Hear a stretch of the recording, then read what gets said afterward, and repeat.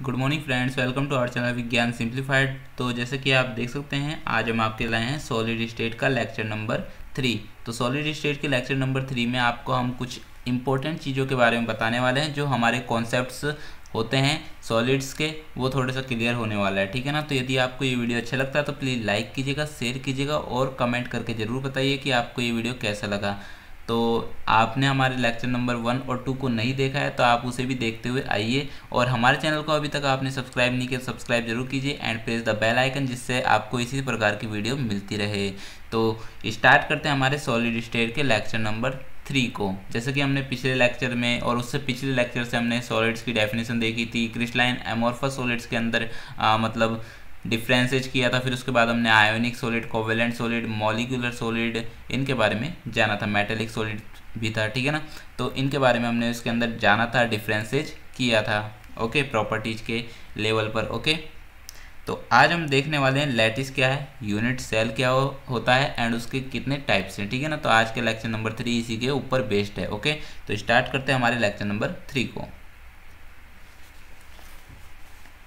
तो जैसा कि आप यहाँ पे देख सकते हैं, लैटिस की डेफिनेशन दी गई है, ठीक है ना। लैटिस की यहाँ पे डेफिनेशन दी गई है। अब लैटिस की डेफिनेशन क्या बताई गई है यहाँ पे, तो सबसे पहले आप देख सकते हैं लैटिस लिखा हुआ है, फिर उसके बाद लिखा हुआ है regular arrangement of constituent particles in 3 dimension, ठीक है ना, इन 3 डायमेंशन। सिंपल सी बात है कि यदि हमारे कोई भी कंस्टिट्यूएंट पार्टिकल्स की, ठीक है ना, कंस्टिट्यूएंट पार्टिकल्स को हम एटम्स भी कहते हैं। ये जो हमारे पास कंस्टिट्यूएंट पार्टिकल्स है इसे हम एटम्स भी कहते हैं, ठीक है ना। क्या कहेंगे, एटम्स भी कहते हैं और लैटिस पॉइंट भी कहते हैं, ठीक है ना। तो सिंपल सी बात है, कोई भी कंस्टिट्यूएंट पार्टिकल्स की या फिर एटम्स की या फिर लैटिस पॉइंट की हमें 3 डायमेंशन के अंदर यदि रेगुलर अरेंजमेंट देखने को मिल जाती है तो उसे हम क्या कहते हैं, लैटिस कहेंगे, ठीक है ना। सिंपल सी बात है कि यदि हमारे कोई भी 3 डायमेंशन दे दे, यानी कि हमारे 3 एक्सिस होते हैं, एक्स, वाई और जेड, ठीक है ना, एक्स, वाई एंड जेड, ये हमारे पास 3 एक्सिस होते हैं। यदि इनके अंदर हमें कंस्टिट्यूएंट पार्टिकल्स की, एटम्स की या फिर लैटिस पॉइंट की रेगुलर अरेंजमेंट देखने को मिल जाती है तो उसे हम क्या कहते हैं, लैटिस कहते हैं। जैसे कि आप इसमें भी देख सकते हैं, ठीक है ना। यहाँ पे आप देख सकते हैं, ये हमारे पास एक कोई भी ओरिजिन ले लीजिए, मान के चलिए ये ओरिजिन है हमारा, ठीक है ना। तो ये हमारा ओरिजिन हो गया, और फिर इसके एक्स एक्सिस के इधर की साइड जाते हैं, उधर की साइड हम वाई एक्सिस पे चले जाते हैं, ठीक है ना। इधर हम जेड एक्सिस पे आ जाते हैं। तो यहाँ पे हमें देखने को मिलता है कि तीनों डायमेंशन के अंदर इसके अंदर रेगुलर अरेंजमेंट देखने को मिल रही है, किसकी, लैटिस पॉइंट की, या फिर उसे हम एटम्स भी कहते हैं और कंस्टिट्यूएंट पार्टिकल्स भी कहते हैं। तो यहाँ पे 3 डायमेंशन के अंदर कंस्टिट्यूएंट पार्टिकल्स की रेगुलर अरेंजमेंट देखने को मिल रही है, इसी कारण से यहाँ पे लैटिस वाला स्ट्रक्चर बन जाता है, ठीक है ना। यहाँ पे सेकंड डेफिनेशन भी दी गई है कि regular arrangement of point is called lattice, okay. यानी कि सिंपल सी बात है कि पॉइंट की, जो हमारे लैटिस पॉइंट है, उसकी रेगुलर अरेंजमेंट देखने को मिलनी चाहिए 3 डायमेंशन के अंदर, उसे हम क्या कहते हैं, लैटिस कहते हैं, ठीक है ना। अब हम आते हैं यूनिट सेल, क्योंकि यहाँ पे हमें स्ट्रक्चर में दिखाई दे रहा है, कभी तो आता है लैटिस और कभी लिखा हुआ आ रहा है यहाँ पे यूनिट सेल, ठीक है ना। कभी लैटिस लिखा हुआ आ रहा है, कभी यूनिट सेल लिखा हुआ आ रहा है। तो यूनिट क्या होता है, यानी कि यूनिट सेल क्या होती है, ठीक है ना। तो the smallest 3D unit which can form the lattice after repetition is called unit cell, okay. ये हमारे यूनिट सेल की डेफिनेशन होगी। एक बार मैं जल्दी से दोबारा बोल देता हूँ, the smallest 3D unit which can form the lattice after repetition, okay. तो यहाँ पे सिंपल सा डेफिनेशन ये हमारा हो जाता है। अब इसका मतलब क्या है, तो सिंपल सी बात है, ऐसी सबसे छोटी यूनिट, ठीक है ना, सबसे स्मॉलेस्ट यूनिट जो कि 3 डायमेंशन के अंदर हो, उसका यदि हम आफ्टर रिपीटेशन करते जाएं, यानी कि रिपीट करते जाएं, तो सिंपल सी बात है उसके द्वारा हमारा लैटिस बन जाता है। और उसी जो जिसके द्वारा वो लैटिस बना, स्मॉलेस्ट जो यूनिट थी जिसके द्वारा वो लैटिस बना, उसी को हम क्या कहते हैं, यूनिट सेल कहते हैं। तो द स्मॉलेस्ट 3D यूनिट जिसके द्वारा पूरा लैटिस बन जाता है आफ्टर रिपीटेशन के द्वारा, उसी को हम क्या कहेंगे, यूनिट सेल कहते हैं। जैसे कि एक एग्जाम्पल के थ्रू समझते हैं कि जैसे कि आपका जो हाउस है, ठीक है ना, पहले मैं इसे इंक को इरेज कर देता हूँ, फिर मैं आपको समझाता हूँ, ठीक है ना। तो जैसे कि मान के चलिए आपका जो हाउस है, हाउस किसके द्वारा बना होता है, उसमें सबसे छोटी स्मॉलेस्ट यूनिट क्या होती है, ब्रिक होती है, ठीक है ना, ईंटें होती है, तो ईंटों के द्वारा आपका होम बना हुआ है पूरा, ठीक है ना। तो सिंपल सी बात है, यदि आप उसका आफ्टर रिपीटेशन करते जाएं, जैसे कि मैं इमेज के अंदर आपके बता रहा हूँ, यहाँ पे करके बता रहा हूँ, ठीक है ना। तो इंक से आप देख सकते हैं, यहाँ पे करके बता रहा हूँ, ठीक है ना। तो यहाँ पे आफ्टर रिपीटेशन होती जा रही है, ठीक है ना। अब आपके 3 डायमेंशन के अंदर आफ्टर रिपीटेशन हो रही है, ठीक है ना। तो उसी को हम क्या कहते हैं, यही सबसे छोटी स्मॉलेस्ट यूनिट होती है 3 डायमेंशन की, तो इसी को हम क्या कहेंगे, यूनिट सेल कहेंगे। सिंपल सी बात है, ओके। तो ये आपका यूनिट सेल कहलाएगा, ओके। जैसे कि मैंने बना भी दिया है ना। और नीचे वाले डायग्राम के थ्रू भी आप समझ सकते हैं कि यहाँ पे आप एक घर देख सकते हैं, ठीक है ना। दूसरा आपका ये वाला घर है, ठीक है ना, क्यूब मान लीजिए, ठीक है ना, घर बोल रहा हूँ मैं, तो वैसे ही कह रहा था। सिंपल सी बात है कि आपकी ये क्यूब है 1 नंबर का, 2 नंबर का और 3 नंबर का, ठीक है ना। तो ये हमारे क्यूब हो गया, ठीक है ना। अब यहाँ पे इनका आफ्टर रिपीटेशन होता जा रहा है, इसके बाद ये आ रहा है, ठीक है ना, इसके बाद हमारे ये आ जाता है और फिर इसके बाद हमारे ये वाला आ जाता है, यानी कि इसका आफ्टर रिपीटेशन देखने को मिल रहा है। तो सिंपल सी बात है, क्या बना रहा होगा, ये हमारे बना रहा है पूरा लैटिस, ठीक है ना। ये हमारे क्या बना रहा है, लैटिस बना रहा है, ठीक है ना। सिंपल सी बात है, तो ये हमारे लैटिस बना रहा है, ओके। अब सिंपल सी बात है कि जो हमारे ये 1 नंबर के थे, जो हमारा सबसे स्मॉलेस्ट 3D यूनिट है 1 नंबर का या 2 नंबर का मान लीजिए आप, या आप 3 नंबर का भी ले सकते हैं। तो सिंपल सी बात है कि ये हमारे सबसे स्मॉलेस्ट 3D यूनिट है और इसी को हम क्या कहते हैं, यूनिट सेल कहते हैं। तो यहाँ पे यूनिट सेल के आफ्टर रिपीटेशन के द्वारा किसका फॉर्मेशन हो गया, लैटिस का फॉर्मेशन हो गया, ठीक है ना। तो जैसे कि आप यहाँ पे भी देख सकते हैं कि यहाँ पे अब हमारा lattice structure, unit cell, lattice structure and unit cell. तो यहाँ पे आप देख सकते हैं ये हमारा यूनिट सेल है, ठीक है ना। तो ये हमारा यूनिट सेल है और इस यूनिट सेल के द्वारा आफ्टर रिपीटेशन के द्वारा क्या हो रहा है, लैटिस का फॉर्मेशन हो रहा है। तो सिंपल सी बात है कि यूनिट सेल का डेफिनेशन क्या हो जाता है, the smallest 3D unit which can form the lattice after repetition is called unit cell, okay. मैं दिखला देता हूँ आपको। तो ये हमारे जैसे कि यूनिट सेल की डेफिनेशन आ चुकी है, ठीक है ना।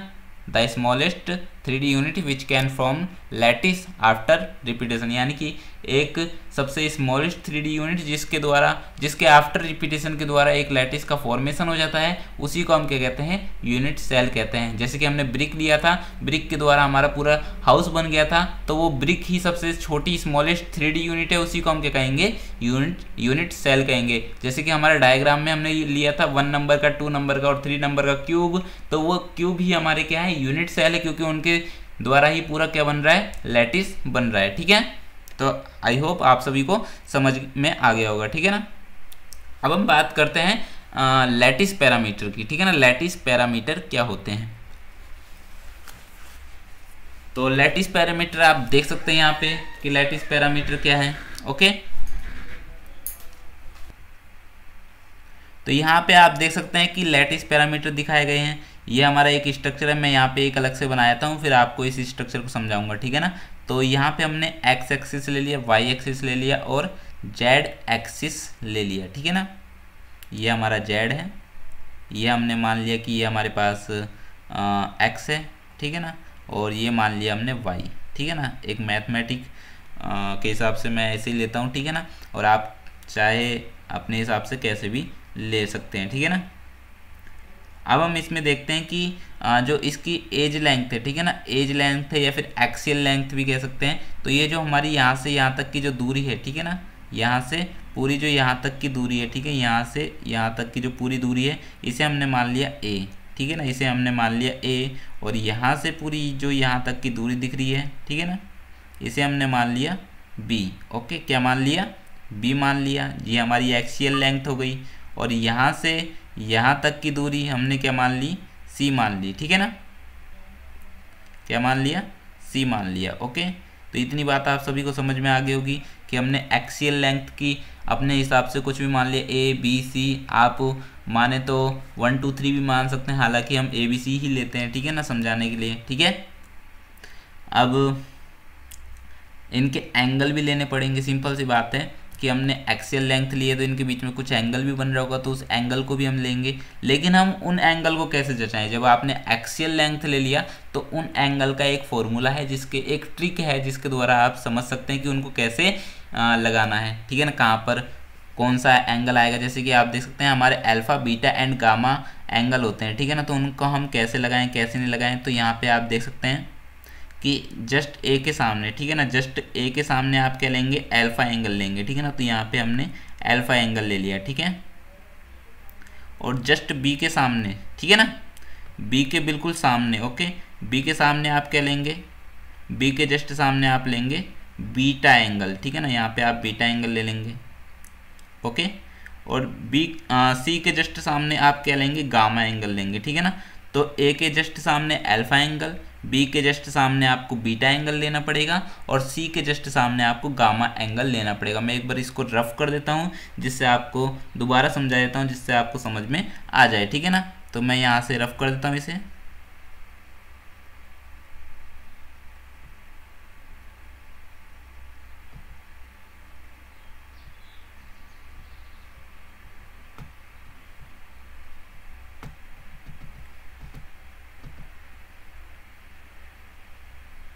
तो ये मैंने रफ कर दिया, ठीक है ना। अब इसको आप देख सकते हैं, यहाँ पे मैंने एक्सियल लेंथ ली थी ए, बी और सी, ठीक है ना।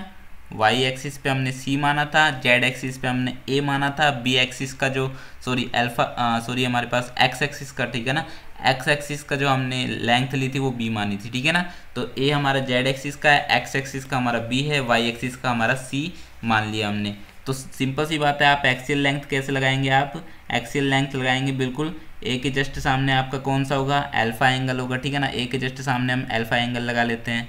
तो ए आपका ये रहा, इसके जस्ट सामने आप क्या लेंगे, अल्फा एंगल लेंगे, ठीक है ना। तो यहाँ पे आपका अल्फा एंगल आ जाएगा, ओके। यानी कि ये लाइन जा रही है इसके बिल्कुल सामने, ओके, जेड एक्सिस की बिल्कुल लाइन के सामने, ओके। और जो हमारे पास सी है, सी के जस्ट सामने आप क्या लेंगे, सी के जस्ट सामने हम क्या ले लेंगे, गामा एंगल ले लेंगे, ठीक है ना, गामा एंगल, जैसे कि मैंने आपको बताया। और बी के जस्ट सामने आप क्या लेंगे, बीटा एंगल लेंगे, ठीक है ना। बी के जस्ट सामने आप क्या लेंगे, बीटा एंगल लेंगे। तो इतनी बात आपको समझ में आ गई होगी। अब हम इसको स्ट्रक्चर के, यानी कि जो हमारे पास ये डायग्राम दिया हुआ है इसके थ्रू समझते हैं, ठीक है ना, इसके थ्रू समझते हैं। तो सिंपल सी बात है, ऊपर हमारा जेड एक्सिस, ये हमारे पास जेड एक्सिस है, ओके, और ये हमारे पास वाई एक्सिस दे रखी है, और ये हमारे पास दे रखा है एक्स एक्सिस, ठीक है ना। तो इसकी लेंथ यहाँ पे आप देख सकते हैं, लेंथ यहाँ पे क्या क्या दी हुई है। तो यहाँ पे आप देख सकते हैं कि हमारे पास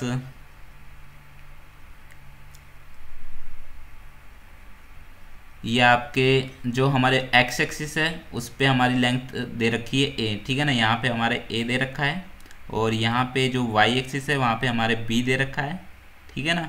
और जेड एक्सिस है उसमें हमारे क्या दे रखा है, सी दे रखा है, ठीक है ना। एक्स एक्सिस में तो ए, वाई एक्सिस में बी, और जेड एक्सिस में सी लिया हुआ है, ठीक है ना। तो सिंपल सी बात है, आप ए के सामने क्या लेंगे, ए के जस्ट सामने आपका अल्फा एंगल होगा। तो सिंपल सी बात है, ए के जस्ट सामने हमने क्या ले लिया, अल्फा एंगल ले लिया, ठीक है ना। जैसे कि आप डायग्राम में देख सकते हैं, यहाँ पे अल्फा एंगल ले लिया गया है, ठीक है ना। और बी के जस्ट सामने आप क्या लेंगे, बीटा एंगल। तो बी के हमने बिल्कुल सामने ले लिया बीटा एंगल, ठीक है ना। तो यहाँ पे हमारा ये बीटा एंगल हो गया, ठीक है। और सी के जस्ट सामने, सी के, ये हमारा सी चल रहा है, तो सी के जस्ट सामने आप गामा एंगल लेंगे। तो ये हमारे पास इस प्रकार गामा एंगल आ जाता है। तो सिंपल सी बात है, आपको एक्सियल लेंथ के बिल्कुल जस्ट सामने, ए के जस्ट सामने अल्फा, बी के जस्ट सामने बीटा, और सी के जस्ट सामने गामा एंगल लेना होगा, ठीक है ना। ये सिंपल सा एक्सियल एंगल को दर्शाने का तरीका है, ठीक है ना। तो यहाँ पे आप देख सकते हैं कि लैटिस पैरामीटर टोटल हमारे पास कितने हो जाते हैं। तो लैटिस पैरामीटर हमारे पास टोटल हो जाते हैं 6। कैसे होते हैं, तो हमारे पास लैटिस पैरामीटर में कौन कौन आ जाता है, एक्सियल लेंथ आ जाते हैं, ठीक है ना, एक्सियल लेंथ आ जाते हैं, और एक्सियल एंगल आ जाते हैं, ठीक है ना। एक्सियल लेंथ और एक्सियल एंगल आ जाते हैं। तो ए तो हमारे पास क्या हो गया, एक्सियल लेंथ हो गया, बी भी हमारा एक्सियल लेंथ हो गया, सी भी हमारा क्या हो गया, एक्सियल लेंथ हो गया, और अल्फा हमारे पास क्या हो गया, एक्सियल एंगल हो गया, ठीक है ना। और बीटा हमारे पास क्या हो गया, एक्सियल एंगल हो गया, और गामा भी हमारे पास क्या हो जाता है, एक्सियल एंगल हो जाता है। तो ये सब हमारे क्या है, लैटिस पैरामीटर है, a b c and alpha beta gamma. यानी टोटल कितने हो गए, टोटल हमारे पास हो जाते हैं 6 parameter, a b c alpha beta gamma, ठीक है ना। टोटल हमारे पास 6 लैटिस पैरामीटर हो चुके हैं, ओके। तो ये सिंपल सा तरीका था लैटिस पैरामीटर को दर्शाने का, लगाने का, ठीक है ना, कि हम कैसे कहाँ पे लगाएं एंगल को और लैटिस पैरामीटर कितने होते हैं ये हमने देखा। ठीक है, अब हम आगे चलते हैं। अब जैसा कि आप यहाँ पे देखते हैं कि यहाँ पे हमारे कुछ एक बड़े सा स्ट्रक्चर दिख रहा है और एक छोटा सा स्ट्रक्चर दिख रहा है। तो सिंपल सी बात है, यहाँ पे आप देख सकते हैं कि ये हमारे पास एक एटम दिखाया हुआ है यहाँ पे, ठीक है ना। एटम कैसा होता है, स्फीयर होता है। तो यहाँ पे एटम की स्ट्रक्चर दिखाया हुआ है, तो ये हमारा स्फीयर एटम दे दिया गया है, ठीक है ना। यहाँ पे स्फीयर एटम दे दिया गया है। ओके, अब यहाँ पे भी आप देख सकते हैं कि यहाँ पे भी हमारे छोटे छोटे पार्टिकल्स दिए हुए हैं, ठीक है ना। अब एक चीज़ बताइए कि इस लैटिस के अंदर आपको यूनिट सेल कहाँ कहाँ देखने को, कितनी यूनिट सेल देखने को मिल रही है, ठीक है ना। यानी कि सिंपल सी बात है, आपको कितनी यूनिट सेल इस लैटिस के अंदर देखने को मिल रही है, एक चीज़ आपको ये जल्दी से बताना है कमेंट करके, फिर मैं आपको बताऊंगा कितनी है, ठीक है ना। तो मैं आपको 2 सेकंड का समय देता हूँ, ठीक है। तो जैसे कि मैंने बताया कि आपके यहाँ पे स्फीयर दिख रहा है, इतने आपके पास समय में इतना ये समझा रहा हूँ, ठीक है ना। तो यहाँ पे आपके स्फीयर दिख रहा है और ये स्फीयर क्या है, हमारे पास एटम है, ठीक है ना। और इधर की साइड हमारे कंस्टिट्यूएंट पार्टिकल्स दिख रहे हैं जो कि बिल्कुल छोटे छोटे हैं और इधर बड़े बड़े एटम दिख रहे हैं। तो सिंपल सी बात है, इनमें क्या अंतर है क्या नहीं है। तो सिंपल सी बात है, यदि हम किसी भी क्यूब के अंदर किसी भी एटम को दर्शाना चाहें, ठीक है ना, किसी भी क्यूब के अंदर यदि हम एटम को लिखें तो एटम इस प्रकार लिखा जाएगा, ठीक है ना। यदि आप एटम देखना चाहें एक क्यूब के अंदर कि एटम कैसे अरेंज होते हैं एक क्यूब के अंदर, तो सिंपल सी बात है, एटम की अरेंजमेंट हमें इस प्रकार देखने को मिलती है, ठीक है ना। यहाँ पे आपके आधा हाफ, और सिंपल सी बात है इस प्रकार हमारे को एटम बड़े बड़े स्ट्रक्चर में देखने को मिलते हैं, ठीक है ना। यानी कि वहाँ पे जरा सा स्पेस नहीं देखने को मिलता है एज लेंथ के ऊपर, ठीक है ना। तो सिंपल सी बात है कि एटम बड़े बड़े होते हैं, परंतु यहाँ पे तो छोटे छोटे दर्शाए हुए हैं, ठीक है ना। छोटे छोटे यहाँ पे पार्टिकल्स दिख रहे हैं हमें। तो ये छोटे छोटे क्या चीज़ें हैं, तो सिंपल सी बात है, एटम का हम यहाँ पे सेंटर पॉइंट लेते हैं, ठीक है ना। किसी भी एटम को अरेंज करने के लिए वहाँ पे हम उसे अरेंज करते हैं, तो उसको अरेंज करने के लिए हम उसका सेंटर पॉइंट का यूज करते हैं। तो यहाँ पे उसके सेंटर पॉइंट का यूज किया हुआ है, ठीक है ना। तो आप जहाँ पे भी देखेंगे, जहाँ पर भी आप यूज करेंगे, तो वहाँ पे उसका एटम का सेंटर पॉइंट ही आपको देखने को मिलेगा, ठीक है ना। तो आप ध्यान रखिए कि जब भी आपको लैटिस के अंदर या फिर यूनिट सेल के अंदर आपको एटम देखने को मिलते हैं, तो वहाँ पे आप पूरे एटम को नहीं देखते हैं बल्कि उसके सेंटर पॉइंट को देखते हैं, ठीक है ना। तो इतनी चीज़ यहाँ पे समझाने की थी, ठीक है। अब जो कि मैंने आपसे क्वेश्चन पूछा था कि हमारे इस लैटिस के अंदर कितने यूनिट सेल देखने को मिल रहे हैं, कितने क्यूब वाले स्ट्रक्चर देखने को मिल रहे हैं, तो सिंपल सी बात है, यहाँ पे आपका आंसर आया होगा मेरे हिसाब से 8, ठीक है ना। तो 8 यानी कि 8 नंबर होते हैं, ठीक है। अब कौन कौन से कैसे होते हैं, तो सिंपल सी बात है, मैं इसको हाईलाइट कर देता हूँ। तो हाईलाइट करने का भी है हमारे पास सिस्टम, तो उसको हाईलाइट कर देते हैं, ठीक है ना। तो जैसे कि आप देख सकते हैं, मैं कलर दूसरा चेंज कर लेता हूं। तो एक यूनिट सेल हमारा ये हो जाता है, ठीक है ना।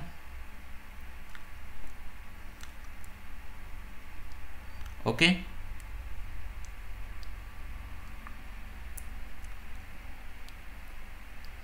पहले मैं एक यूनिट सेल को हाईलाइट कर रहा हूं। ओके,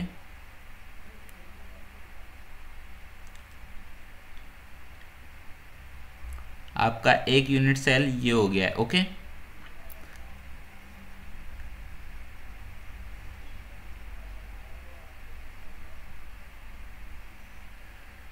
दूसरा यूनिट सेल आपकी ये वाला है। ओके, ये आपके सेकंड यूनिट सेल चल रहा है, तो मैं जल्दी जल्दी बता देता हूँ आपको। तो ये हमारे पास सेकंड यूनिट सेल हो जाता है। थर्ड यूनिट सेल कौन सा है, तो थर्ड यूनिट सेल बिल्कुल इसके जस्ट आगे ये वाला, ठीक है ना। ये हमारे पास थर्ड यूनिट सेल आ जाता है। ओके, ये हमारे पास थर्ड यूनिट सेल आ जाता है। ओके, तो इसका ये हमारे पास यहाँ से निकलता है, ठीक है ना। तो ये हमारे पास थर्ड यूनिट सेल हो गया। ओके, और इसके बाद फोर्थ नंबर का जो यूनिट सेल होता है वो कौन सा होता है, तो फोर्थ नंबर का यूनिट सेल इसी के आगे है जस्ट, ठीक है ना। ये वाला हमारा फोर्थ नंबर का यूनिट सेल है। ओके, तो 4 तो हमें ऊपर देखने को मिलते हैं, ठीक है ना। इसी प्रकार 4 यूनिट सेल हमें नीचे देखने को मिलते हैं। ये 4 यूनिट सेल हमें नीचे देखने को मिल रहे हैं, ठीक है ना। ये फर्स्ट नंबर का यानी कि 5th नंबर का चल रहा है हमारा यूनिट सेल, ठीक है ना। ये 5 नंबर हो गए कंप्लीट, ये 6 नंबर वाला इधर वाला, ठीक है ना। 6 नंबर कंप्लीट हो गए, ठीक है ना। अब कंप्लीट हो जाते हैं, ठीक है। और हमारे पास 7 नंबर का ये रहा, ओके।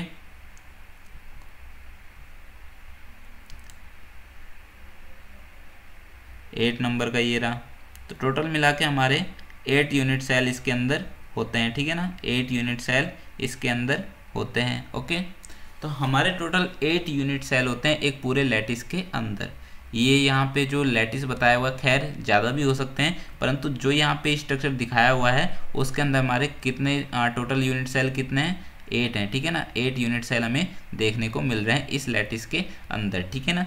तो अब यहाँ पे एक चीज़ का ध्यान दीजिए कि हमारे पास पार्टिकल्स होते हैं एक तो कॉर्नर्स के अंदर, और एक होते हैं हमारे पास सेंटर के अंदर, और एक होते हैं एज लेंथ के अंदर, और एक होते हैं बॉडी के अंदर, ठीक है ना। इतनी बात आप ध्यान रखिए कि कंस्टिट्यूएंट पार्टिकल्स एक तो हमारे पास कहाँ होते हैं, कॉर्नर पे होते हैं, ठीक है ना। अब कॉर्नर का कितना डिविजल मतलब एक कॉर्नर पे जितना हमारे पास एटम देखने को मिलता है, सिंपल सी बात है, एक क्यूब का यदि मैं स्ट्रक्चर बनाऊँ, ठीक है ना, एक क्यूब का यदि मैं स्ट्रक्चर बताऊँ तो आपको एक बना देता हूँ मैं यहाँ पे क्यूब का स्ट्रक्चर।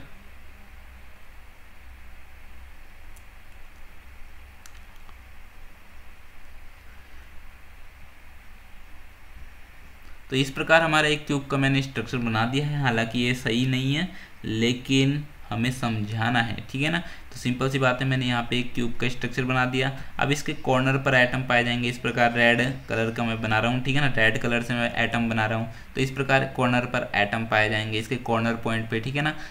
तो यहाँ पे हमें एक कॉर्नर पॉइंट पे एटम देखने को मिलते हैं, ठीक है। तो ये हमें यहाँ पे एटम देखने को मिल रहे हैं। तो 4 तो इसके ऊपर होंगे और इसी प्रकार 4 एटम नीचे होंगे, ठीक है ना। टोटल एटम कितने देखने को मिलेंगे, 8 एटम देखने को मिलेंगे, ठीक है। तो टोटल एटम कितने देखने को मिलते हैं, 8 एटम देखने को मिलते हैं, ठीक है ना। तो यहाँ पे टोटल एटम 8 देखने को मिलते हैं, और यहाँ पे मैं एक यूनिट सेल को हाईलाइट कर देता हूँ, ठीक है ना। ये हमारा एक यूनिट सेल को मैं हाईलाइट कर दे रहा हूँ, ठीक है।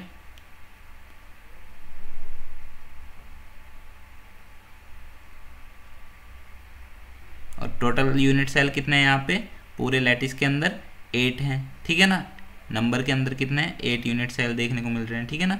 इतनी बात का आप ध्यान रखेंगे क्योंकि मैंने आपको बता दिया पहले।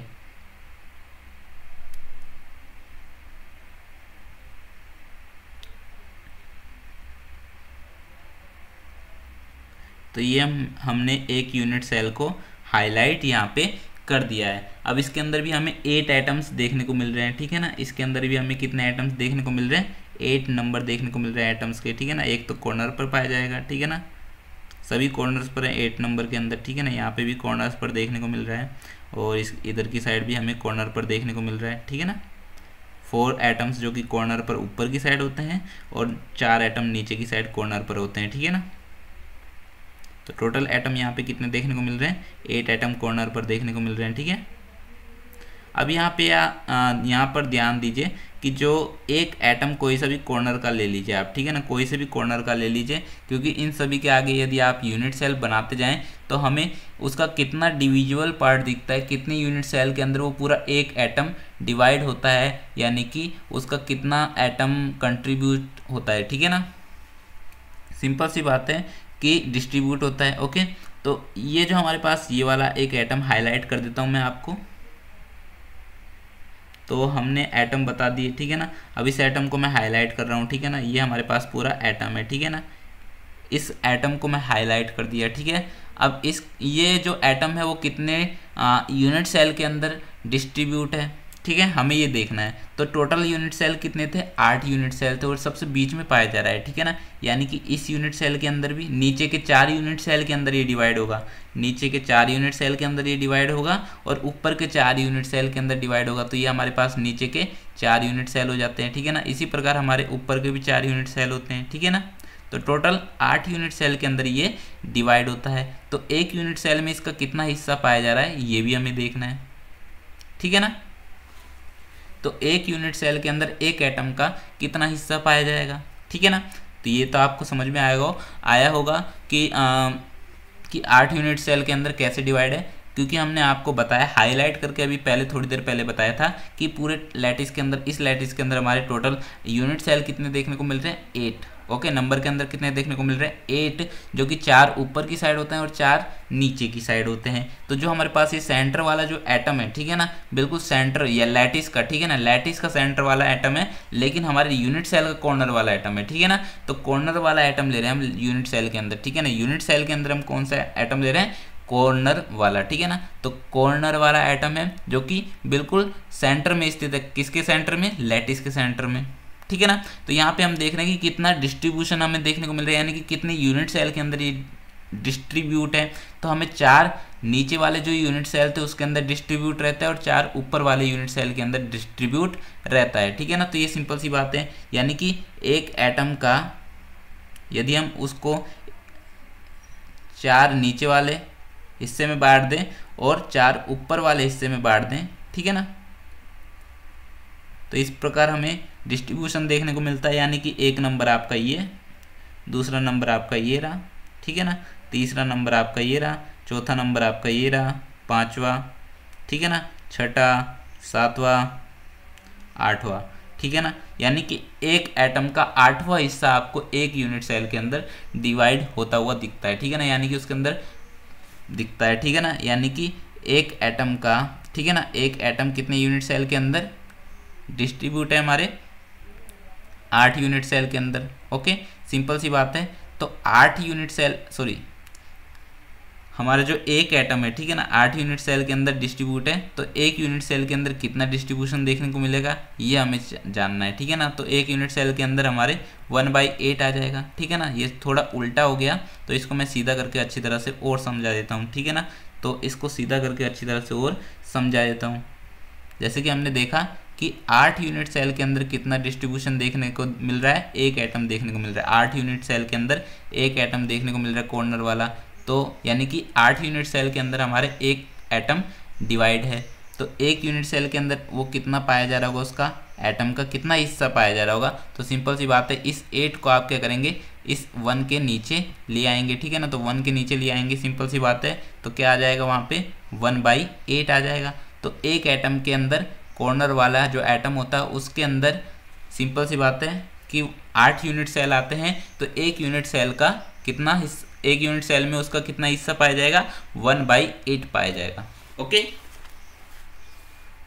अब आप यहाँ पे कोई सा भी सेंटर में ले लीजिए, ठीक है ना, फेस वाला एटम ले लीजिए, ठीक है ना।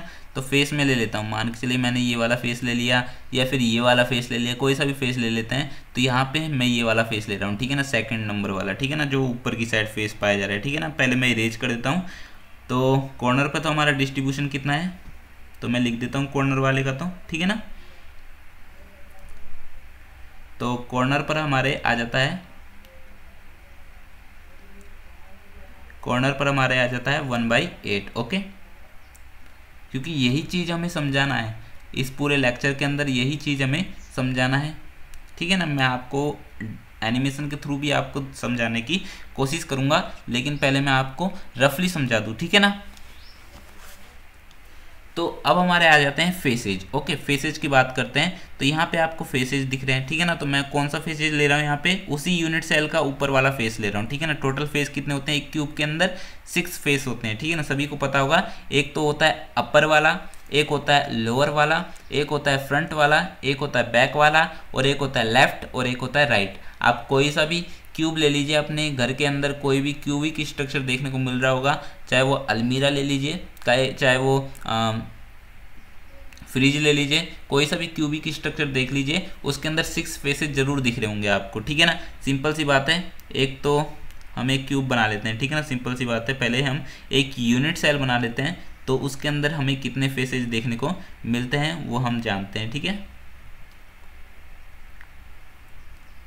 तो इसमें एक आपको फ्रंट वाला, एक आपके बैक वाला, ठीक है ना, एक हमारे पास लेफ्ट वाला, एक हमारे पास राइट वाला। ओके, एक हमारे पास अपर वाला, एक हमारे पास लोअर वाला, ठीक है ना। इस प्रकार हमारे यूनिट सेल में ये फेसेज होते हैं, ठीक है ना। तो सिंपल सी बात है, हमारे 6 फेसेज देखने को मिलते हैं, आप घर में प्रैक्टिकली देख सकते हैं, ठीक है ना। तो हमने एक ऊपर वाला फेसेज ले लिया, ठीक है ना, ये हमने ऊपर वाला यहाँ पे फेसेज ले लिया। अब ऊपर भी इसके यूनिट सेल है और नीचे भी इसके यूनिट सेल है। सिंपल सी बात है कि मैंने एक क्यूब बनाया, ठीक है ना, ये मैंने एक क्यूब बना लिया, ओके। हालांकि ये सही तो नहीं बना है, लेकिन हमें समझाना है आपको, तो सही अभी हमारा एग्जाम नहीं चल रहा है, ओनली हमारा समझाने का मोटिव है, ठीक है ना। तो सिंपल सी बात है कि इसके ऊपर भी मैं एक और यूनिट सेल बना लेता हूँ, ठीक है ना।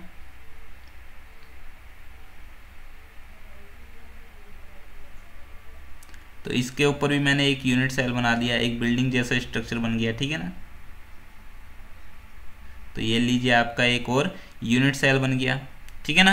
तो अब यहाँ पे आपको क्या दिख रहा है, एक ऊपर की साइड यूनिट सेल है और एक नीचे की साइड यूनिट सेल है, और बीच में बिल्कुल फेसेज के ऊपर पहले वाला जो यूनिट सेल है उसके ऊपर की साइड, ठीक है ना, अपर पार्ट में जो फेसेज है उसके सेंटर में देखने को मिल रहा है एक एटम, जो कि कितने के अंदर डिवाइड है, एक ऊपर वाले यूनिट सेल के अंदर और एक नीचे वाले यूनिट सेल के अंदर, ठीक है ना। यहाँ पे भी आपका यदि डायग्राम में देखें लैटिस के अंदर, तो आपके जो ये यहाँ पे एक फेसेज पे एटम होगा जो कि एक ऊपर वाले यूनिट सेल के अंदर डिवाइड होगा और एक नीचे वाले यूनिट सेल के अंदर डिवाइड होगा, क्योंकि ये सेंटर में पाया जा रहा है, ठीक है ना, सेंटर में पाया जा रहा है। तो अगल बगल से तो इसका कोई लेना देना नहीं होगा, लेकिन ऊपर और नीचे से लेना देना जरूर होगा, ठीक है ना। सिंपल सी बात है, हमने ऊपर वाला पार्ट लिया तो ऊपर और नीचे, लेफ्ट वाला पार्ट ले तो लेफ्ट राइट इसी के अंदर डिवाइड रहेगा। अगर हम लो वाला पार्ट लेंगे तो वही अपर और डाउन आ जाता है, सिंपल सी बात है। और अगर हम फ्रंट और बैक वाला पार्ट लेते हैं तो फ्रंट और बैक में वो कंट्रीब्यूट होगा, डिस्ट्रीब्यूट होगा, ठीक है ना। सिंपल सी बात है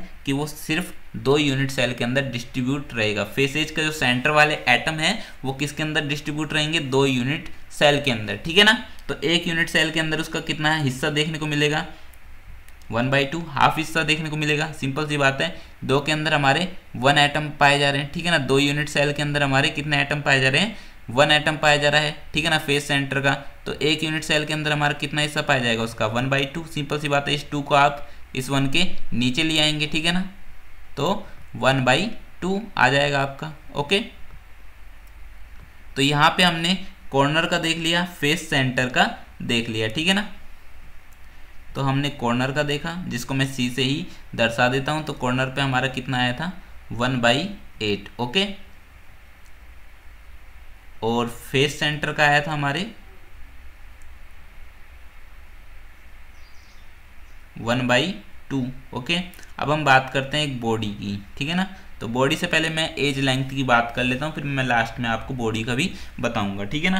तो पहले मैं एज लेंथ की बात कर लेता हूँ। तो इसमें से कोई सा भी एक आप एज लेंथ चूज कर सकते हैं। तो मैं कोई सा भी एक एज लेंथ चूज कर लेता हूँ। तो सिंपल सी बात है, मैंने कोई सा भी एज लेंथ आपके ले लिया, ठीक है ना।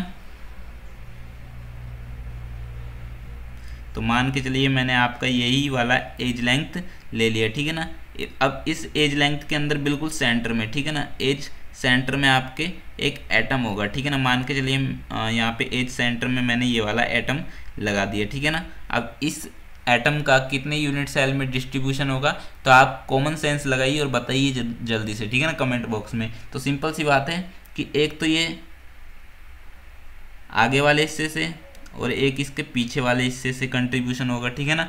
और ऐसे ही ऊपर इसके 2 और यूनिट सेल हैं, इसके 2 ऊपर और यूनिट सेल हैं, ठीक है ना। तो ऊपर वाले यूनिट सेल से भी इसका कंट्रीब्यूशन रहेगा और इधर वाले, सिंपल सी बात है कि 4 यूनिट सेल से, जो कि हमारे एक ऊपर 2 तो ऊपर की साइड है और 2 नीचे की साइड है, ठीक है ना। इसके अंदर से कंट्रीब्यूशन देखने को मिलेगा एक एज लेंथ वाले यूनिट सेल का, सॉरी एक एज लेंथ वाले एटम का, ठीक है ना।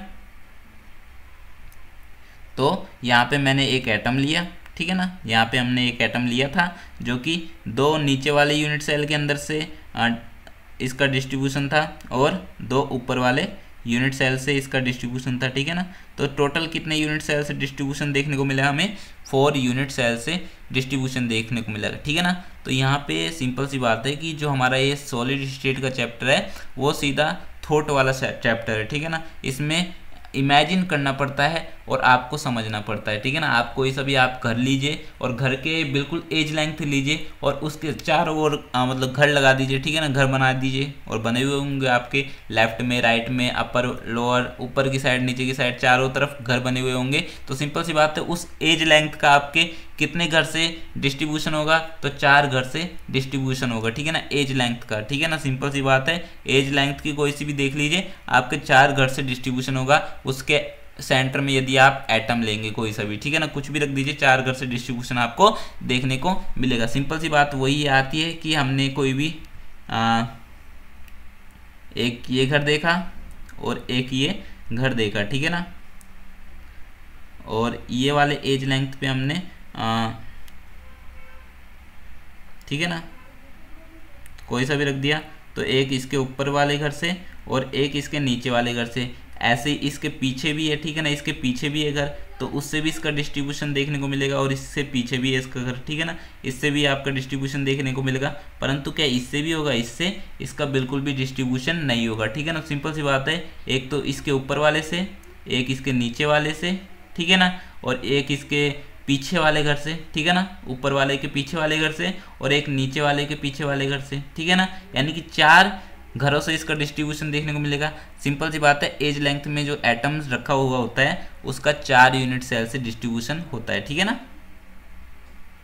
तो सिंपल सी बात है कि एज लेंथ के अंदर जो 1 एटम है वो कितने यूनिट सेल के अंदर डिवाइड है, 4 यूनिट सेल के अंदर। 4 यूनिट सेल में हमें कितने एटम देखने को मिलते हैं, 1 एटम देखने को मिलता है। एज की बात हो रही है, ठीक है ना, एज लेंथ की। तो सिंपल सी बात है, एक यूनिट सेल के अंदर कितना आएगा उसका हिस्सा, तो इस 4 को आप क्या करेंगे, नीचे ले आएंगे, ठीक है ना, तो क्या आ जाएगा आपका 1/4, तो आपका यहाँ पे 1/4 आ जाएगा। तो सिंपल सी बात है, यहाँ पे हमने देखा कि एज लेंथ का 1/4 होता है, कॉर्नर का 1/8 होता है और फेस सेंटर का 1/2 होता है। तो अब हम बात करते हैं बॉडी की, ठीक है ना, बॉडी की बात कर लेते हैं, बॉडी की भी जल्दी से देख लेते हैं। सिंपल सी बात है कि आपका एक कोई सा भी एक घर ले लीजिए, ठीक है ना, उस घर के अंदर आपके कुछ भी सामान रखा होगा, ठीक है ना, उस घर के अंदर आपका जो घर होगा उस कमरे के अंदर कोई सा भी एक कमरा मान के चलिए, उस कमरे के अंदर कुछ भी सामान रखा होगा, वो दूसरे कमरे से भी टच कर रहा होगा क्या, नहीं, ठीक है ना। तो उसी कमरे के अंदर जो सामान रखा हुआ है, चाहे वो सेंटर में रखे, आप कहीं पर भी रखें, लेकिन कमरे के अंदर है, ठीक है ना, सेंटर की बात हो रही है, लेकिन हमारे तो यहाँ पे तो आपके बिल्कुल बीचों बीच, कमरे के बिल्कुल बीचों बीच आप खड़े हो जाइए और आप किसी दूसरे कमरे से टच हो रहे हैं क्या, नहीं, ठीक है ना, तो उसी कमरे में आपको देखने को मिल रहा है। सिंपल सी बात है, इस डब्बे के अंदर यदि आपने एक बॉल डाला तो वो उसी डब्बे के अंदर अटैच रहेगा, वो किसी दूसरे डब्बे से अटैच नहीं रहेगा, ठीक है ना। सिंपल सी बात है कि यहाँ पे बॉडी सेंटर्ड यूनिट सेल के अंदर हमें क्या देखने को मिलता है कि वो खुद जिसके अंदर प्रेजेंट है उसी के अंदर डिस्ट्रीब्यूशन उसका देखने को मिलता है, यानी कि इसके अंदर एक यूनिट सेल के अंदर ही एक एटम देखने को मिलता है, ठीक है ना।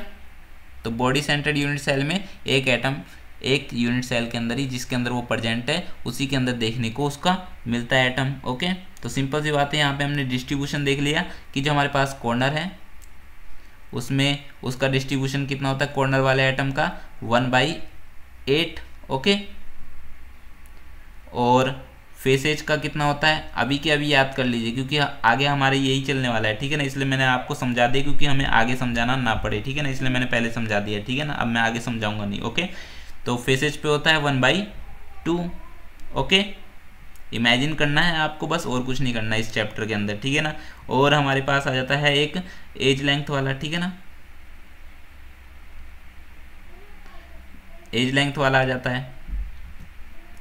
तो एज लेंथ में कितना होता है, याद हो तो आपको अभी के अभी समझाया था थोड़ी देर पहले, 1/4, और लास्ट में किसका समझाया मैंने, लास्ट में समझाया मैंने बॉडी का, ठीक है ना। तो बॉडी में कितना देखने को मिलता है हमें, 1, ठीक है ना, 1 यूनिट सेल के अंदर, सिंपल सी बात है, तो 1 डिस्ट्रीब्यूशन देखने को मिलता है, ठीक है ना। तो ये हमारे कॉर्नर का हो जाता है, ये हमारे फेसेज का हो जाता है, ये हमारे एंड सेंटर्ड यूनिट सेल, यानी कि आप सिंपल सी बात करें एंड सेंटर नहीं एज सेंटर, ठीक है ना, एज सेंटर की बात हो रही है, ठीक है ना, एंड सेंटर्ड की नहीं। तो एज सेंटर सिंपल सी बात है, एज के अंदर हमारे 1/4 होता है और बॉडी के अंदर हमारे 1 होता है, ठीक है ना।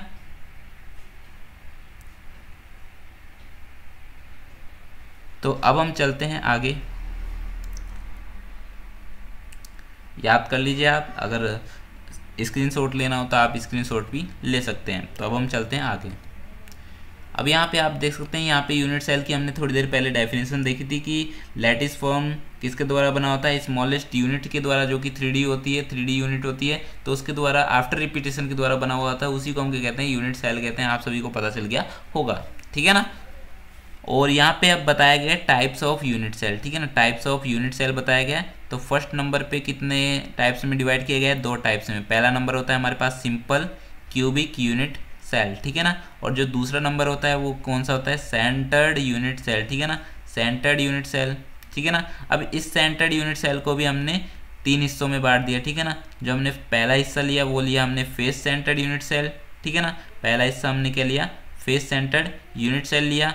दूसरा हिस्सा हमने ले लिया बॉडी सेंटर्ड यूनिट सेल, और तीसरा हमने ले लिया एंड सेंटर्ड यूनिट सेल। यानी कि यदि हम बात करें सिंपल क्यूबिक यूनिट सेल की, तो इस सिंपल क्यूबिक यूनिट सेल के अंदर जो एटम्स मौजूद होंगे ओनली कहाँ पे मौजूद होंगे, कॉर्नर पर देखने को मिलेंगे, ठीक है ना। परंतु यदि हम बात करें फेस सेंटर्ड यूनिट सेल की, तो फेस सेंटर्ड पे हमें कहाँ देखने को मिलेंगे, फेस सेंटर्ड पे आपको कॉर्नर पर देखने को मिलते हैं, और उसके साथ साथ फेसेज के सेंटर पे देखने को मिलते हैं, ठीक है ना, फेसेज के सेंटर पे देखने को मिलते हैं, ठीक है। अब यदि हम बात करें बॉडी सेंटर्ड की, तो बॉडी सेंटर्ड पे आपको एटम्स कहाँ देखने को मिलेंगे, कॉर्नर पर देखने को मिलते हैं, और बॉडी के सेंटर्ड पे देखने को मिलते हैं, ठीक है ना। और यदि हम बात करें एंड सेंटर्ड की, तो एंड सेंटर्ड पे आपके कहाँ पर देखने को मिलेंगे, कोई भी 2 फेसेज ले लीजिए, आमने सामने के 2 फेसेज ले लीजिए, तो 2 फेस सेंटर पे देखने को मिलते हैं, ठीक है ना। कोई भी 2 फेसेज पे फेस के सेंटर पे देखने को मिलेंगे, और उसके साथ साथ कॉर्नर पर देखने को मिलते हैं, ठीक है ना। तो इतनी चीज़ आप ध्यान में रखिए। अब इनको शॉर्ट फॉर्म में, शॉर्ट रूप में क्या कहते हैं, तो इसको हम SCC कहते हैं, सिंपल क्यूबिक यूनिट सेल को हम क्या कहते हैं, SCC कहते हैं, ठीक है ना। और फेस सेंटर्ड को हम क्या कहते हैं, FCC कहते हैं, ठीक है ना।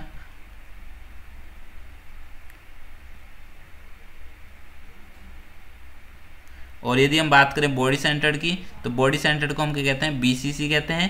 और हमारे पास जो आखिरी आता है वो आता है हमारे पास एंड सेंटर्ड यूनिट सेल, ठीक है ना। तो एंड सेंटर्ड को हम क्या कहेंगे, ECC कहेंगे, ठीक है ना, ECC कहते हैं, ठीक है।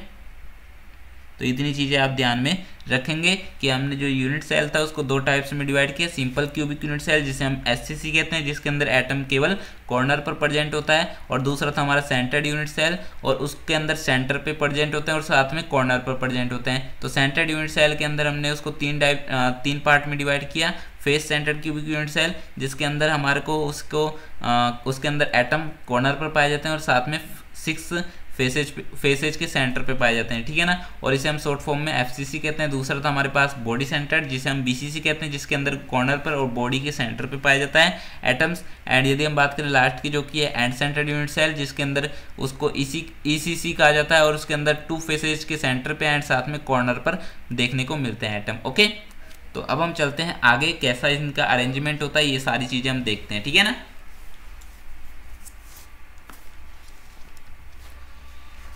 तो यहाँ पे आप देख सकते हैं कि अरेंजमेंट दी गई है सिंपल क्यूबिक यूनिट सेल की, ओके। SCC की अरेंजमेंट देखने को मिल रही है, ओके। सिंपल सी बात है, आप सभी को समझ में आ गया होगा।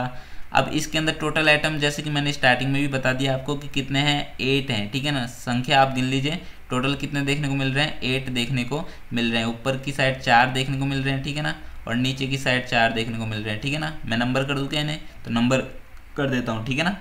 1 2 3 और ये हमारे पास 4, ओके, 5 6 7, तो ये हमारे पास 7 हो गया, और ये हो गया हमारे पास 8, ओके।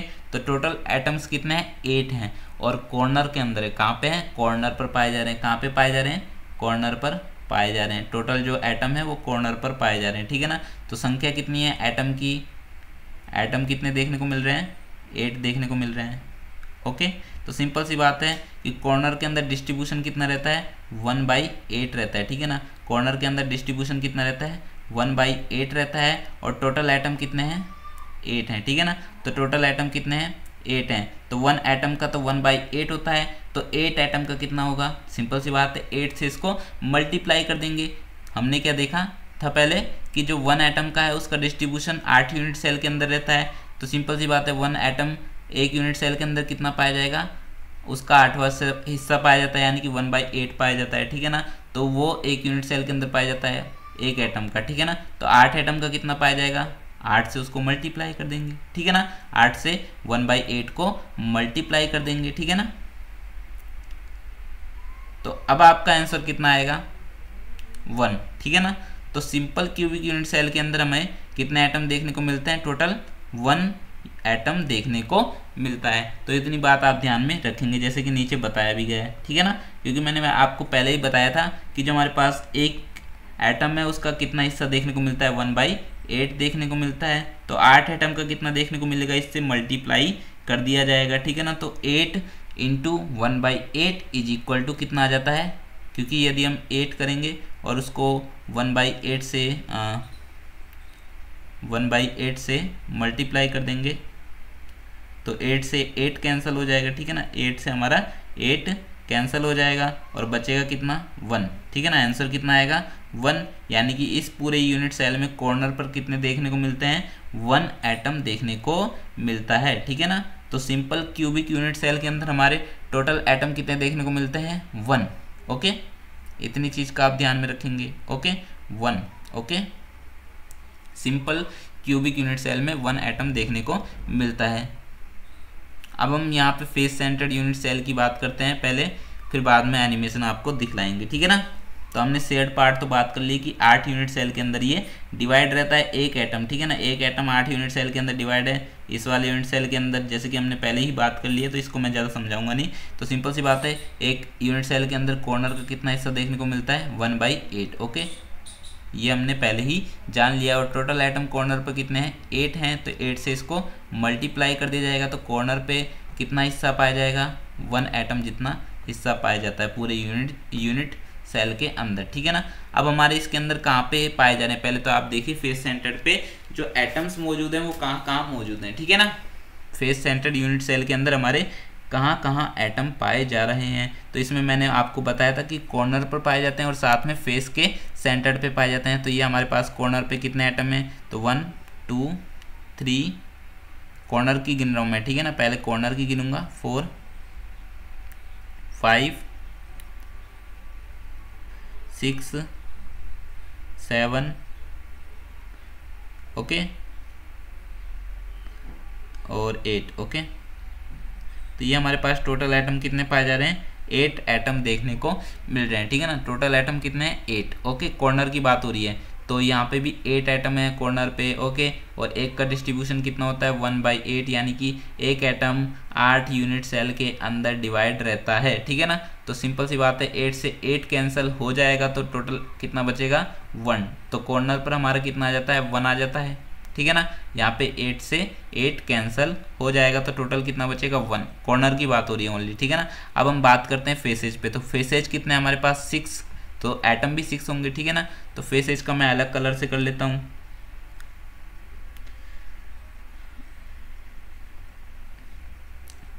फेसेज पे आप देख सकते हैं 1 2 3 4 5 एंड 6, ठीक है ना। तो टोटल एटम कितने पाए जा रहे हैं फेसेज पे, 6 एटम पाए जा रहे हैं। और एक का डिस्ट्रीब्यूशन कितना होता है, 1/2। जैसे कि आप सभी को पता होगा कि एक एटम 2 यूनिट सेल के अंदर डिवाइड रहता है, ठीक है ना। तो टोटल कितना पाया जाएगा, 2 1 जा 2, 2 3 जा 6, कितना आया 3, ठीक है ना। तो 2 3 जा 6, तो 3 × 1 करेंगे तो आपका आंसर कितना आता है, 3, ओके। तो यहाँ पे फेसेज पे 3 पाया जाता है, 3 एटम देखने को मिलते हैं। तो फेसेज पे हमें 3 देखने को मिलते हैं और कॉर्नर पर हमारे को 1 देखने को मिलते हैं। तो टोटल कितने हो गए इस यूनिट सेल के अंदर, फेस सेंटर्ड यूनिट सेल के अंदर, तो टोटल हो जाता है हमारे पास 4, ओके। टोटल कितने हो जाते हैं, 4 एटम हो जाते हैं, ठीक है ना। तो फेस सेंटर्ड यूनिट सेल के अंदर 4 एटम देखने को मिलते हैं, ठीक है ना। शेयर करते हैं, ठीक है ना, शेयर्ड पार्ट है, ओके, ठीक है।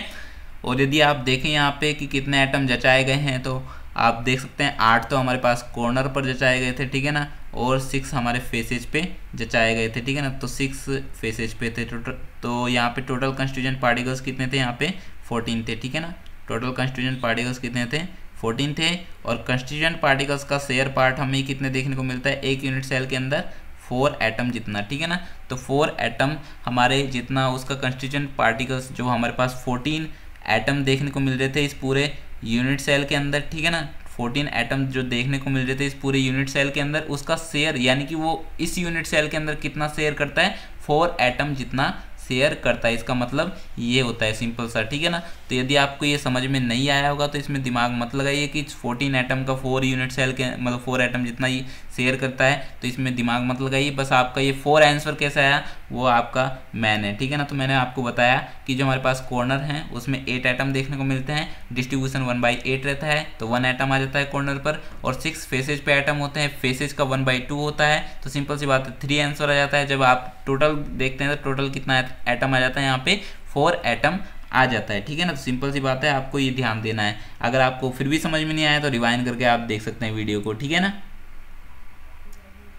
तो फेस सेंटर्ड यूनिट सेल में जैसे कि आप देख सकते हैं नीचे भी बताया गया है, तो 1/8 जो कि हमारे कॉर्नर के अंदर डिस्ट्रीब्यूशन रहता है, टोटल एटम है 8, मल्टीप्लाई करते हैं तो यहाँ पे कितना आ जाता है, कॉर्नर पे तो हमारा 1 आ जाता है, और फेसेज पे आपके 1/2 डिस्ट्रीब्यूशन रहता है, और एटम कितने होते हैं 6। तो सिंपल सी बात है 6 × 1/2 करते हैं तो 3 फेसेज पे आ जाते हैं। जब इसका ऐड करेंगे तो ऐड करने पे हमारे कितने आ जाते हैं, 4 एटम आ जाते हैं। तो इतना पार्ट शेयर करता है 4 एटम जितना, ठीक है ना। तो सिंपल सी बात है कि फेस सेंटर्ड यूनिट सेल पे हमें कितने एटम देखने को मिलते हैं, 4 एटम देखने को मिलते हैं। ओके, एनिमेशन आप देख सकते हैं यहाँ पे कि हमारे पास जो येलो पार्टिकल है वो फेस सेंटर्ड वाला जितना है तो वो 3 एटम जितना शेयर करता है, और जो हमारे पास 8 पार्टिकल्स हैं जो कि हमारे ब्लू वाले हैं वो कॉर्नर पर मौजूद हैं, तो सिंपल सी बात है वो 1 एटम जितना शेयर करते हैं। जैसे कि आप देख भी सकते हैं, जब इसको डिवाइड करते जाएंगे तो एक यूनिट सेल के अंदर कितना शेयर करेगा, तो ऐड कर रहे हैं अभी यहाँ पे हम, ठीक है ना। ऐड करने पे हमें पता चलता है कि ब्लू वाला 1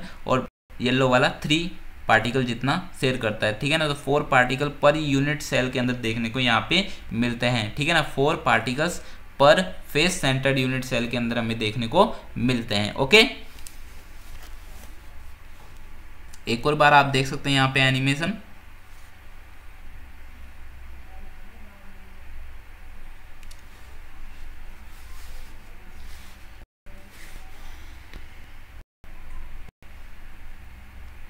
तो 4 पार्टिकल्स पर फेस सेंटर्ड यूनिट सेल के अंदर हमें देखने को मिलते हैं। अब हम बात करते हैं body centred cubic unit cell की, ठीक है ना। तो body centred cubic unit cell के अंदर हमें क्या देखने को मिलता है कि 8 एटम तो कॉर्नर पर मौजूद होते हैं। 1 कॉर्नर की गिन रहा हूँ मैं जल्दी जल्दी क्योंकि ज़्यादा लंबा लेक्चर बन गया हमारा ये, तो जल्दी से मैं गिन लेता हूँ। 3 4 5 6, ठीक है ना। कॉर्नर की गिन रहा हूँ ऑनली, ठीक है। तो 6, और ये हमारे पास 7, और ये हमारे पास 8। तो कॉर्नर पर हमारे कितने हैं, यहाँ पे 8 हैं। डिस्ट्रीब्यूशन कितना होता है, 1/8 होता है, तो मल्टीप्लाई कर देंगे 1/8 से, तो सिंपल सी बात है कॉर्नर पर कितना पाया जाएगा, 1 पाया जाएगा, ठीक है ना। 1 एटम जितना इसका शेयर पार्ट पाया जाएगा। और बॉडी के अंदर कितना एटम देखने को मिल रहा है, बॉडी के अंदर हमारे 1 एटम देखने को मिल रहा है ओनली, ठीक है ना। तो बॉडी के अंदर हमारे 1 एटम देखने को मिल रहा है, ठीक है ना। वो बॉडी के अंदर 1 एटम देखने को मिल रहा है। इसका शेयर कितना होता है, ये 1 यूनिट सेल के अंदर ही शेयर होता है। सिंपल सी बात है, 1 × 1 करते हैं तो कितना आंसर आ जाएगा, इसमें भी 1 आंसर आ जाएगा, ठीक है ना। अब जब आप 1 और 1 को जब आप पूरे, क्योंकि पूरे यूनिट सेल के अंदर बात कर रहे हैं, तो सिंपल सी बात है पूरे यूनिट सेल में हमारे कॉर्नर पर देखने को मिल रहा है और बॉडी के अंदर देखने को मिल रहा है। तो कॉर्नर वाले एटम को और बॉडी वाले एटम को दोनों को ऐड करना पड़ेगा। तो सिंपल सी बात है हमारे कितने एटम हो जाएंगे, ऐड करने पे 2 एटम देखने को मिलते हैं body centred cubic unit cell को, जिसे हम शॉर्ट फॉर्म में BCC कहते हैं, ठीक है ना। तो आप नीचे देख सकते हैं कि 1/8 जो कि हमारा कॉर्नर का शेयर पार्ट होता है, ठीक है ना। और इसका टोटल एटम कितने हैं कॉर्नर पर, 8 हैं। तो 8 से मल्टीप्लाई कर देंगे तो यहाँ पे हमारा कितना आ जाएगा, 1 आ जाता है, ठीक है ना। तो 1 आ जाएगा, और बॉडी के अंदर 1 ही रहता है। सिंपल सी बात है वो 1 यूनिट सेल के अंदर शेयर करता है। सिंपल सी बात है 1 × 1 करते हैं तो आपका यहाँ पे भी 1 आ जाता है, ठीक है ना। तो 1 और +1 यहाँ पे करेंगे, ठीक है ना। 1 क्योंकि कॉर्नर वाला एक एटम है और बॉडी वाला एक एटम है, तो दोनों को आप जोड़ेंगे तो टोटल कितने आ जाएंगे, 2 एटम देखने को मिलते हैं। तो बॉडी सेंटर्ड यूनिट सेल या फिर BCC के अंदर हमारे को कितने एटम देखने को मिलते हैं, 2 एटम देखने को मिलते हैं। ओके, अब हम एनिमेशन की ओर चलते हैं। तो यहाँ पे आप देख सकते हैं कि जो हमारे पास ब्लू पार्टिकल्स हैं वो कॉर्नर वाले हैं, और कॉर्नर वाले कितने पार्टिकल्स में बदल जाएंगे, एक पार्टिकल्स के अंदर बदलेंगे, ठीक है ना, जैसे कि हमने देखा है। और बॉडी का तो बॉडी के अंदर ही रहता है पूरी, ठीक है ना, उस यूनिट सेल के अंदर ही रहता है, दूसरे यूनिट सेल के अंदर जाता ही नहीं है। तो सिंपल सी बात है, वो दूसरे यूनिट सेल में डिवाइड नहीं होता है, इसी कारण से वो 1 ही रहेगा। तो टोटल एटम पूरे यूनिट सेल के अंदर हमारे को कितने देखने को मिल जाते हैं, तो एटम पर बॉडी सेंटर्ड यूनिट सेल के अंदर हमें देखने को मिल जाते हैं, जैसे कि आप दोबारा भी देख सकते हैं यहाँ पे, ठीक है ना। तो हमने यहाँ पे simple cubic unit cell, face centred unit cell, body centred unit cell, तीनों को कवर कर लिया है, ठीक है।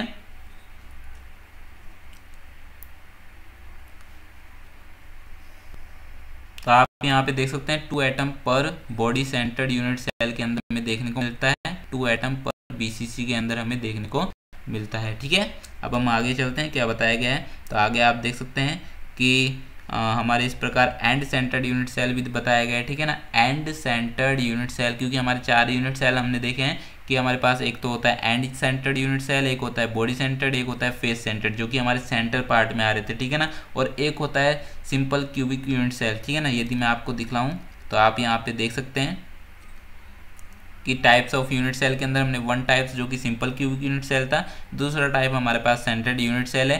सेंटर्ड यूनिट सेल के अंदर हमने फेस सेंटर्ड के बारे में पढ़ लिया, बॉडी सेंटर्ड के बारे में पढ़ लिया। अब हम बात कर रहे हैं एंड सेंटर्ड की, ठीक है ना। तो एंड सेंटर्ड की हम जल्दी से बात कर लेते हैं।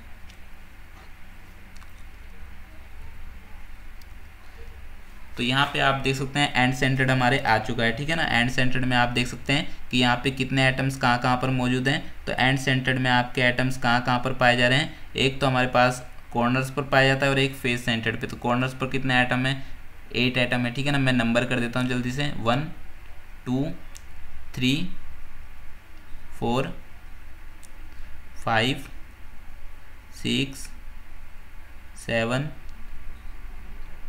ठीक है ना, और एक 8। ओके, सिंपल सी बात है कि हमारे टोटल 8 एटम कॉर्नर पर देखने को मिल रहे हैं, ठीक है ना। 8 एटम कॉर्नर पर देखने को मिलते हैं और डिस्ट्रीब्यूशन कितना रहता है, तो इसको मैं इरेज कर देता हूँ।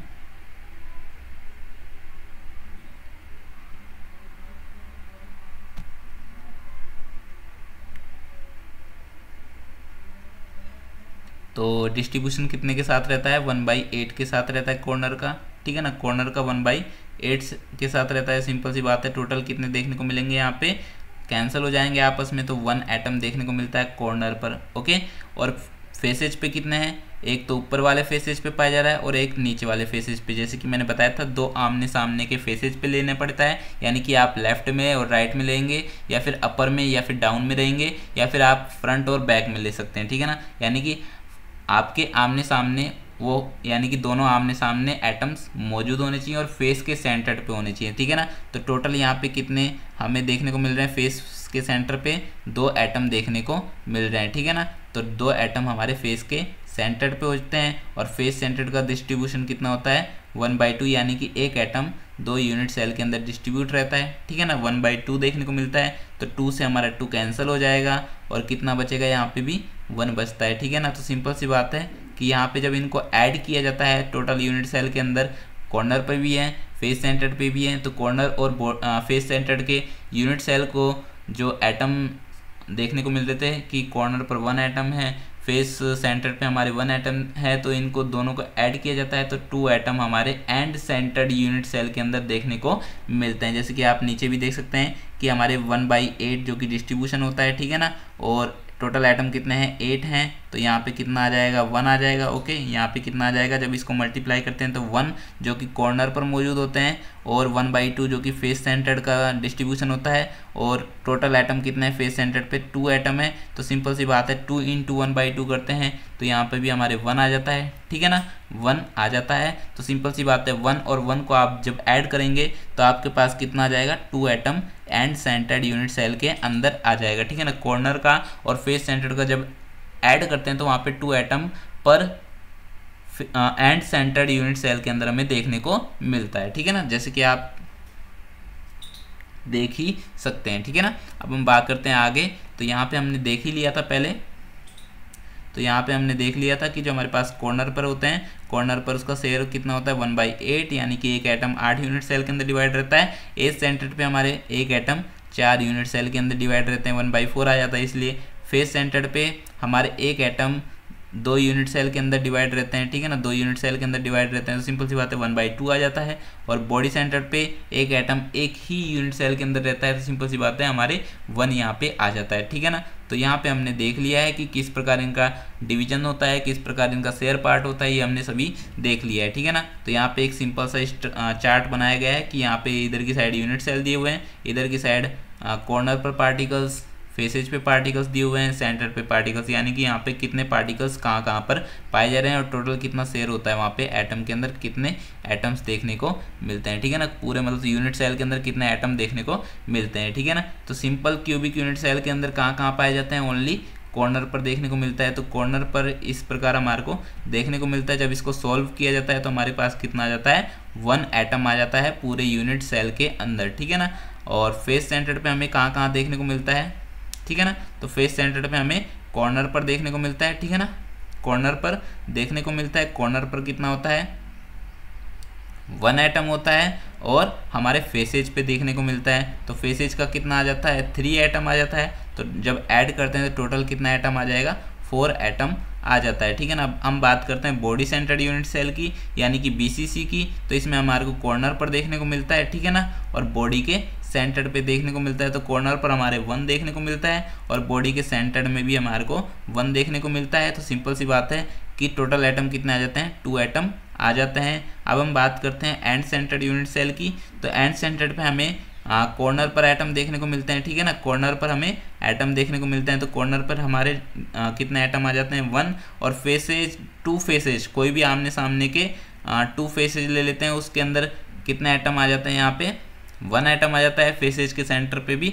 तो सिंपल सी बात है, तो टोटल हमारे पास कितने एटम आ जाते हैं, यहाँ पे 2 एटम आ जाते हैं ECC के अंदर, यानी कि end centred cubic unit cell के अंदर, ठीक है ना।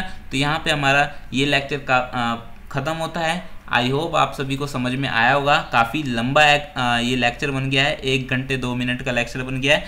तो मैंने इसीलिए बनाया है आपके लिए, क्योंकि आपको समझाना है, इसलिए मैंने धीरे धीरे पढ़ाया है। और आपको आई होप आप सभी को समझ में आया होगा, ठीक है ना।